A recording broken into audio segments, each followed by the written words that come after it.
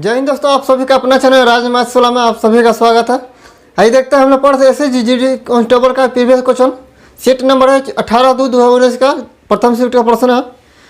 दोस्तों आप प्रश्न अनुरोध है कृपया वीडियो को पूरा देखें, जो भी कमी देखें अपना कमेंट सेक्शन में सुझाव जरूर दें। इसके पिछले क्लास में देख लेते क्वेश्चन नंबर हम लोग 6 तक देखते हैं। अगला क्वेश्चन 7 नंबर देखिए।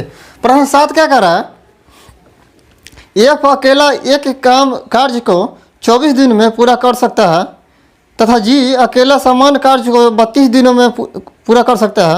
एफ तथा जी मिलकर कार्य प्रारंभ करते हैं, परंतु जी कार्य समाप्त होने के 8 दिन पहले कार्य छोड़ देता है। कुल कितना समय लगेगा? यहाँ 2 आदमी है, एफ और जी। कौन कौन है? एफ और जी। एफ है और जी है, 2 आदमी है। एक किसी काम को 32 दिन में करे,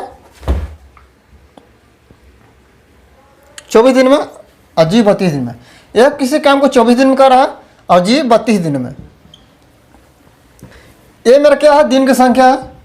यहाँ टोटल इसका टोटल काम निकालने के लिए इसका एलसीएम ले लेंगे तो टोटल वर्क है। टोटल वर्क कितना जाएगा? इसका एलसीएम लगेगा 8 × 24 × 4 और 4 × 32 तो 12 96 कितना आ जाएगा? इसका एलसीएम कितना आएगा? 96। 24 और 32 का एलसीएम मेरा कितना आएगा? 96। और ये मेरा दिन संख्या है और टोटल काम भागा देंगे तो मेरा क्षमता आ जाएगा। ये मेरा क्या आएगा? क्षमता आएगा। क्षमता कितना है? 4 × 16 3। क्षमता कितना है? 4 × 3। अब प्रश्न कह रहा है जो 8 है, सॉरी जो जी है, जी काम को समाप्त होने के 8 दिन पहले काम छोड़ देता है। जब भी और लास्ट में छोड़ रहा है तो जितना जो छोड़ रहा है उतना जितना दिन के लिए छोड़ रहा है तो उससे गुना करेंगे। देखते हैं।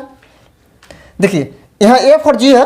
एफ को काम पर लगा तो मेरा 24 दिन में मेरा काम समाप्त हो जाएगा और 96 काम हम मेरे पास है तो 24 दिन में काम को समाप्त कर देगा। एक दिन कितना काम कर रहा है? 4 काम कर रहा है। और 96 काम है तो थी जी एक दिन में 3 काम कर रहा है तो मेरा 32 दिनों में 96 काम मेरा समाप्त हो जाएगा। प्रश्न कह रहा है कि जो जी है जी 8 दिन पहले जो मेरे दोनों काम करता है इससे 8 दिन जितना दिन में समाप्त होता है तो उससे 8 दिन पहले काम छोड़ देता है। तो ये जी जो है एक दिन में कितना काम कर रहा है? जी एक दिन में 3 काम कर रहा है। जी की क्षमता कितना है? ऐसा तो नहीं गई थी बाबा की बुट्टी पिला तो एक दिन में 6 की जगह 9 काम करने लगा। जितना क्षमता उतना ही काम करेगा। तो जी की क्षमता कितना है? 3। तो एक दिन में 3 काम कर रहा था, 8 दिन कितना काम करेगा? 24। 8 दिन कितना काम कर रहा है? 3 × 24 का। जी एक दिन में 3 काम कर रहा है तो 8 दिन कितना काम कर रहा है? 24 काम। यानी जो अपने हिस्सा का काम है, जो जी का एक दिन का काम 3 काम है तो 8 दिन में 24 काम। टोटल 24 काम छोड़ दिया। 8 दिन काम साथ में करता है तो 24 काम कर देता हूँ। तो आज जो 24 काम छोड़ दे रहा है तो जितना मेरा टोटल वर्क है तो टोटल कितना माना था? 96। हम इसका एलसीएम में मेरा टोटल काम कितना आएगा? 96। जो और लास्ट में छोड़ के जा रहा था जोड़ेंगे, लास्ट में छोड़ के जा रहा है तो जोड़ेंगे। और यही प्रश्न में कहा था कि 8 दिन काम शुरू कर दोनों साथ है शुरू करता है, 8 दिन शुरू करने के बाद एक काम छोड़ देता है तो इसको माइनस करते हैं। जब लास्ट से छोड़ के जा रहा है तो इसे जोड़ेंगे। ठीक है। जब कोई भी काम मेरा समाप्त हो रहा है तो अगर लास्ट में छोड़ जा रहा है तो उसको जितना काम को छोड़ के जा रहा है, कितना काम छोड़ गया है? 24 काम। एक दिन में 3 काम कर रहा है तो 8 दिन कितना काम करेगा? 24 काम किया और 24 यानी 24 काम ही छोड़ दिया है। और कोई काम किसी समाप्त होने के पहले जा रहा है छोड़कर तो वो कितना काम 24 काम छोड़ गया है तो उसका जितना टोटल काम है उसमें जोड़ेंगे। टोटल काम को जोड़ेंगे तो इसमें जोड़ जाओ। और यही और शुरू में जाता छोड़कर तो इसमें माइनस करते हैं। ठीक है। तो मेरा अब टोटल काम कितना हो गया? 96 + 24 6 × 4 = 10 9 9 2 11 12। अब मेरा टोटल काम कितना हो जोड़ा था? 120। 120 काम हो गया। 120 काम हो तो अब जी और एफ दोनों को मिला के काम करवाएंगे तो ये जी और एफ है दोनों की क्षमता कितना हो गया? एक दिन में एफ 4 काम कर रहा है और एक दिन में जी 3 काम कर रहा है। दोनों को हम मिलाएं तो मेरा कितना आ गया? टोटल 7 काम आ गया। 7 से भागा देंगे यानी 120/7 दिन। ये तो पूरा कटेगा नहीं, पूरा कम आएगा। ऑप्शन कितना है? 120/7 है दिया ऑप्शन नंबर ए। ठीक है। देखिए ये हमेशा कन्फ्यूजन होता है कि इसमें जोड़ें कि अर्थ जोड़े की घटा है। जब भी और शुरू से छोड़ के जा रहा है तो उसमें माइनस कर देंगे। और जब लास्ट में छोड़ जा रहा है, काम समाप्त होने के कुछ दिन पहले जा रहा है तो उसमें माइनस जोड़ेंगे। जितना काम छोड़ के गया उसे जोड़ेंगे और उसी में फिर जो जितना काम कर रहा है आदमी, तो यहाँ 2 आदमी कर रहा था तो दोनों को क्षमता से भगा देंगे। देखिए, और यही कहता है यहाँ कि एक टोटल कितना दिन काम चला है, 120/7 दिन। एक अकेले कितना दिन काम किया है, 120/7 दिन। और एक कहता है एक तो छोड़ गया नहीं है, तो जितना दिन काम चला उतना दिन काम किया है। जितना दिन मेरा काम चला है उतना दिन तो मेरा साथ ही था। तो एक जितना दिन मेरा काम चल रहा है 120/7 दिन, तो एक तो रहा है। और यही पुस्तक जी है उस कितना दिन काम किया है, तो 120/7 में हम 8 दिन माइनस करते हैं। ठीक है, जब अगर पूछे कि मेरा टोटल काम कितना दिन में हो रहा है, तो 120/7 दिन हुआ। जब पूरा काम कितना दिन में हो रहा है, 120/7 दिन। एफ कितना दिन काम किया है, तो जितना दिन मेरा काम चला उतना दिन सभी दिन रहा है एफ, तो 120/7 दिन। जी कितना दिन रहा, तो इसमें से हम 8 घटाएंगे, 8 दिन घटाएंगे। ठीक है,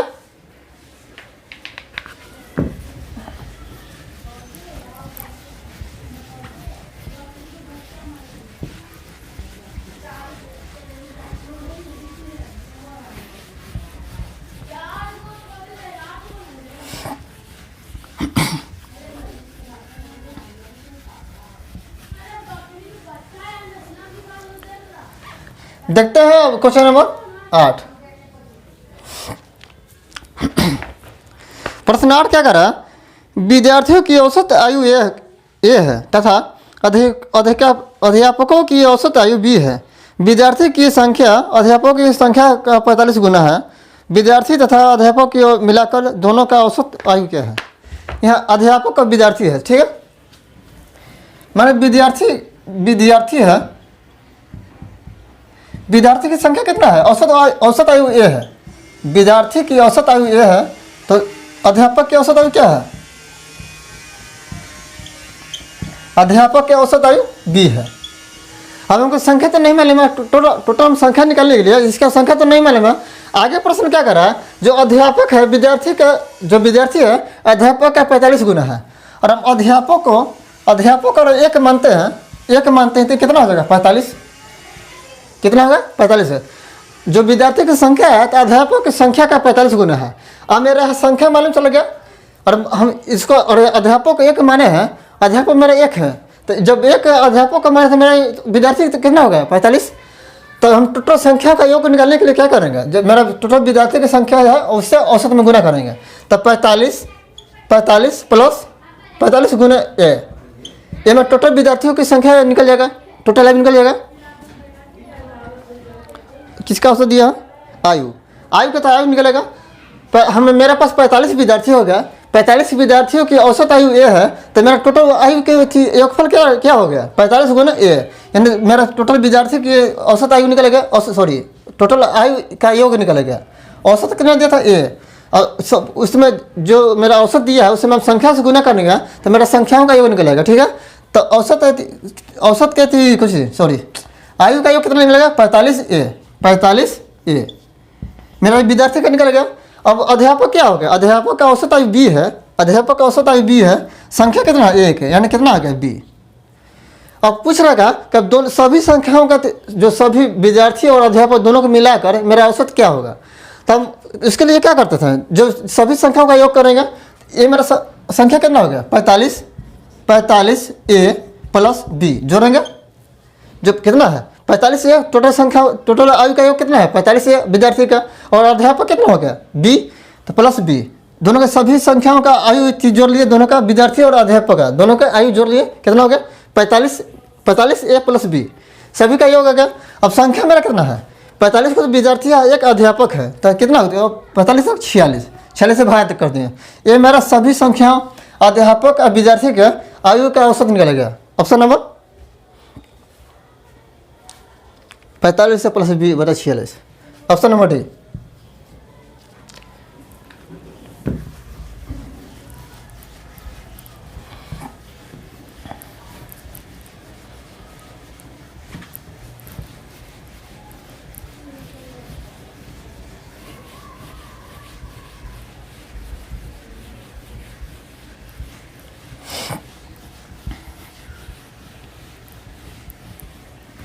अब देखते हैं 9 नंबर प्रश्न। 9 क्या करा, एक ठोस घनाभ की लंबाई, चौड़ाई तथा ऊंचाई क्रमशः 20 सेंटीमीटर, 16 सेमी तथा 12 सेमी है। यदि घनाभ को पिघलाकर 4 सेमी वाले समान घन बनाए जाते हैं तो समान घन की संख्या कितनी होगी? देखिए, और किसी वस्तु को हम पिघला कर बनाते हैं तो उसका आयतन, जिसको बना रहे हैं दोनों का आयतन बराबर होना चाहिए। सॉरी, होना चाहिए क्या? ही होगा ही। अब किसी को हम कोई बड़ा आकार का हो, हम छोटे आकार में बना है तो वह संख्या में वृद्धि हो सकता है, संख्या में बेसी हो सकता है, और मगर जो आयतन मेरा है दोनों का मेरा समान नहीं होगा। तो एक घनाभ है, तो घनाभ का आयतन क्या होता है? घनाभ का आयतन क्या होता है? लंबाई गुने चौड़ाई गुने ऊंचाई, लंबाई गुने चौड़ाई गुने ऊंचाई। ठीक है। घन का आयतन क्या होता है? घन का आयतन भुजा स्क्वायर, मान एक अगर भुजा का एक माना तो इसका एक क्या? क्यू। दोनों का आयतन बराबर आपस में बराबर होगा। घनाभ और घन हम बना रहे हैं तो भले संख्या में मेरा परिवर्तन हो सकता है, और ये में घन का और छोटा ले रहे हैं तो इसका संख्या बढ़ सकता है, घन का संख्या मेरा बढ़ सकता है, और दोनों आयतन जो है वो बराबर होगा। तो लंबाई किसका? घनाभ का लंबाई कितना दिया? 20, चौड़ाई कितना दिया? 16, और ऊंचाई कितना दिया? 12। कितना दिया? 16, 20, 16, 12, 20, 16, 12 सेंटीमीटर है, सभी सेंटीमीटर है। घनाभ का लंबाई 20 सेंटीमीटर, चौड़ाई 16 सेंटीमीटर और ऊंचाई 12 सेंटीमीटर है। अब यह घन बना है तो घन का भुजा कितना है? 4 सेंटीमीटर, 4 सेंटीमीटर। देखिए, जो घन का आकार कैसा होता है? अब लूडो खेला होगा तो लूडो का जो छक्का होता है वो घन का आकार होता है, जिसका सभी भुजा बराबर होता है। घनाभ होता है वो सभी भुजा आपस में बराबर नहीं होता है। जैसा आप माचिस का खोल देखे होंगे या ईंट देखे होंगे, वो सब क्या होता है? घनाभ का आकार का है। तो देखिए, इसका आयतन बटा घनाभ का आयतन बराबर है घन का आयतन, दोनों का आपस में बराबर करेंगे। घन का आयतन कितना है? 20 गुने घनाभ का आयतन 20 गुने 16 गुने 12। ये मेरा घन का आयतन हो गया। घनाभ का आयतन क्या होता है? भुजा का क्यों करेंगे तो एक का क्यों करेंगे तो 4 गुने 4 गुने 4 काटते हैं इसको। अब देखिए संख्या माना, संख्या देखिए इसका भुजा बराबर है, ये छोटा छोटा है तो संख्या में वृद्धि हुआ होगा, तो संख्या मानते हैं इसको x मान लिया। इस संख्या में एक संख्या बड़ा होगा, जब भुजा को जब छोटा किए हैं तो मेरा संख्या में वृद्धि होगा, कभी एक संख्या तो रहेगा नहीं। देखिए वो इस तरह से नहीं, देखिए और मान लें कि घनाभ कितना है? घनाभ को 1 मान लिया, संख्या में 1 मान लिए। घनाभ हम कितने घनाभ को पिघला रहे हैं? 1 घनाभ को। अब कितने घन बनेगा तो घन को 1 से मान लिए, 1 से कुछ भी मानिए, घन को 1 से मानिए। अब 1 मानिए या न मानिए बात बराबर है, क्योंकि एक ही घन को पिघला रहे हैं। जो घनाभ मेरा है तो एक ही घनाभ को पिघला रहे हैं, तो संख्या कितना है? 1 लिखिए या न लिखिए बात बराबर है। घन कितना बना रहा है? 4 सेंटीमीटर का घन बना रहा है। भुजा हमको संख्या नहीं मालूम कितना संख्या बनेगा, कितना हमको घन बनेगा, तो संख्या को 1 से मान लीजिए। 4 से 4 काटता है, 4 को 16, 4 बार में 4 से 4 कैंसिल, 4 3 12 कितना है? अब 1 से बराबर कितना है? अब 1 से गुने कीजिए न कीजिए, दोनों बात बराबर है, तो 20 बचा कितना? 20 गुने 3 यानी 60। जो घन का जो संख्या है 60 को घन बना सकते हैं।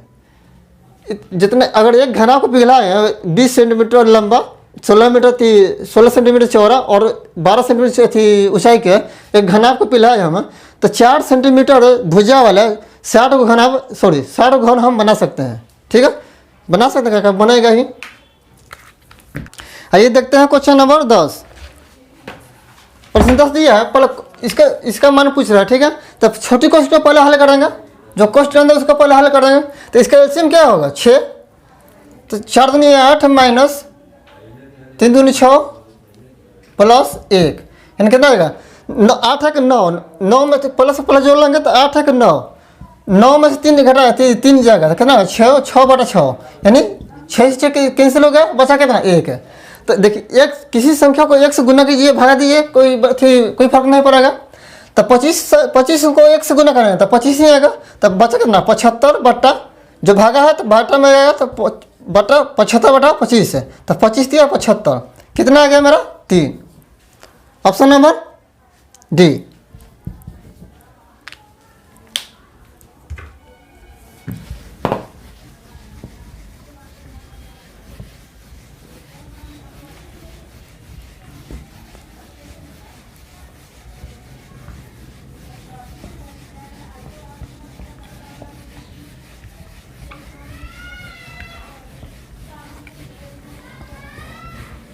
अब देखते हैं क्वेश्चन नंबर 11।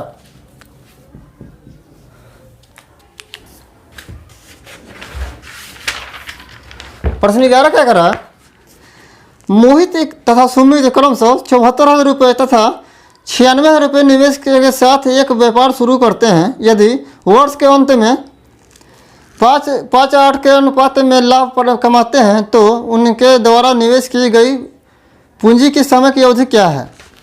पूंजी की समय की अवधि का अनुपात क्या है? देखिए महेश और कौन है? महेश और मोहित और सुमित। मोहित है, दो आदमी है, मोहित और सुमित, दो आदमी है, मोहित और सुमित। मोहित ने पूंजी लगाया 74,000 रुपये और सुमित लगाया पूंजी 96,000 रुपये। 96,000 रुपये।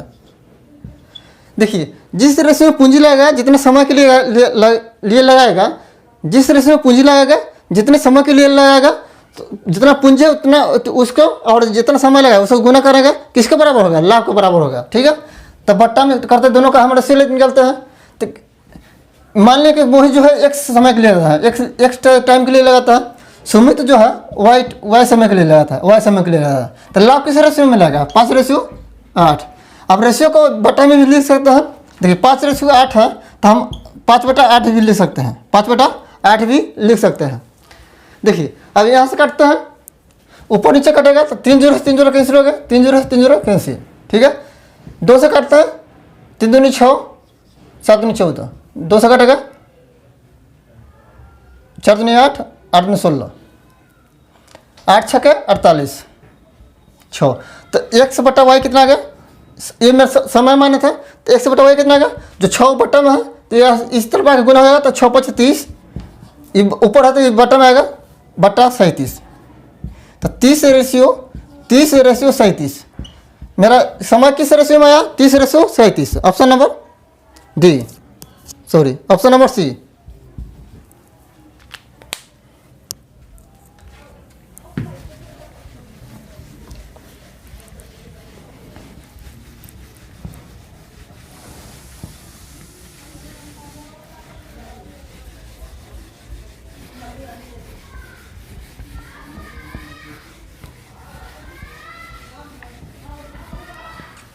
देखते हैं क्वेश्चन नंबर 12। प्रश्न 12 क्या कर रहा है? पहली वस्तु पर 18% की छूट का मान तथा दूसरी वस्तु पर 13% की छूट के मान के बराबर है। दोनों वस्तुओं के अंकित मूल्य का अनुपात क्या है?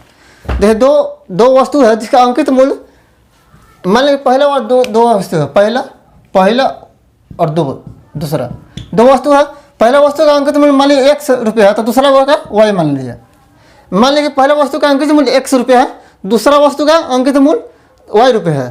तो जिस कोई वस्तु को हम छूट देते हैं किस, और मेरा अंकित मूल्य कितना भी हो और उसमें छूट देते हैं तो किसके बराबर होगा? SP के बराबर होगा।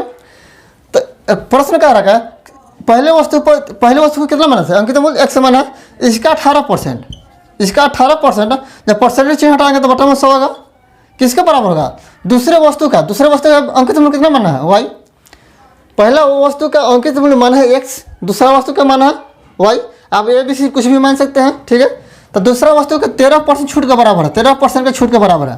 परसेंटेज चिन्ह हटाएंगे तो बटा में 100 आएगा, परसेंटेज चिन्ह हटाएंगे तो बटा में 100 आएगा। देखिए दोनों आपस में बराबर हो गया। जब बराबर हो तो बट्टा में 100 था, दोनों कैंसिल हो गया। बचा कितना? x/y। इस तरफ गुना में है, इस तरफ के बट्टा में आएगा बराबर। कितना बचा? 13। इस तरफ गुना में है तो बट्टा में इधर बट्टा में आएगा। तो कितना होगा? x m में हमको किसको माना था? अंकित मूल्य को माना था। तो x और y का रेशियो कितना आ गया? मेरा अंकित मूल्य कितना आ गया? 13:18। 13:18। Option number B. ठीक है दोस्तों, अब अगला क्वेश्चन देखेंगे नेक्स्ट क्लास में। धन्यवाद।